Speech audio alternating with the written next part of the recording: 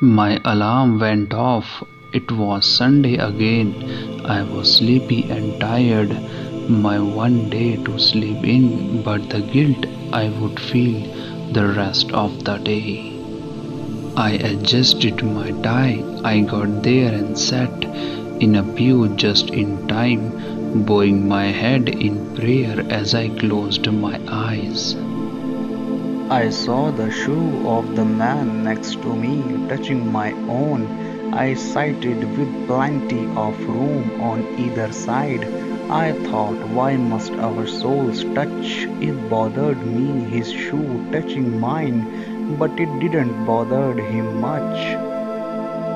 A prayer began, Our Father. I thought, this man with the shoes has no pride. They are dusty and scratched.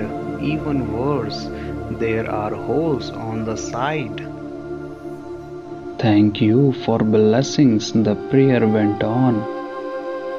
The shoeman said a quiet Amen. I tried to focus on the prayer, but my thoughts were on his shoes again. Then the prayer was ended and the songs of prayer began. The shoeman was certainly loud, sounding proud as he sang. His voice lifted the rafters, his hands were raised high. The Lord could surely hear the shoeman's voice from the sky.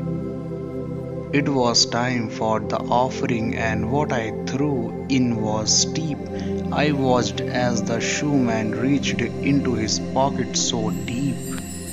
I saw what was pulled out, what the shoeman put in. Then I hear a soft clink as when silver hits tin.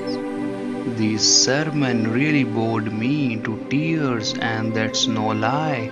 It was the same for the shoeman, for tears fell from his eyes at the end of the service, as is the custom here.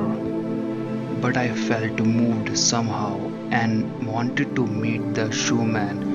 So after the closing prayer, I reached over and shook his hand. He was old and his skin was dark and his hair was truly a mess, but I thanked him for coming, for being our guest. He said, My name Charlie, I'm glad to meet you, my friend. There were tears in his eyes, but he had a large white grin. Let me explain. He said, weeping tears from his eyes, I've been coming here for months, and you are the first to say hi. I know that my appearance is not like all the rest, but I really do try to always look my best. I always clean and polish my shoes before my very long walk, but by the time I get here, they are dirty and dusty like chalk. My heart filled with pain as I swallowed to hide my tears as he continued to apologize for daring to sit so near. He said, When I get here, I know I must look aside, but I thought if I could touch you, then maybe our souls might unite. I was silent for a moment, knowing whatever was said would pale in comparison. I spoke from my heart, not my head. Oh, you touched me, I said, and taught me in part that the best of any man is what is found in his heart.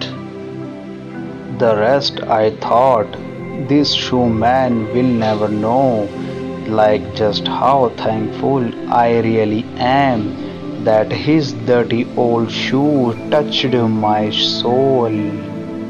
If you enjoyed this inspirational story, then hit the like button and subscribe to our channel. Amin.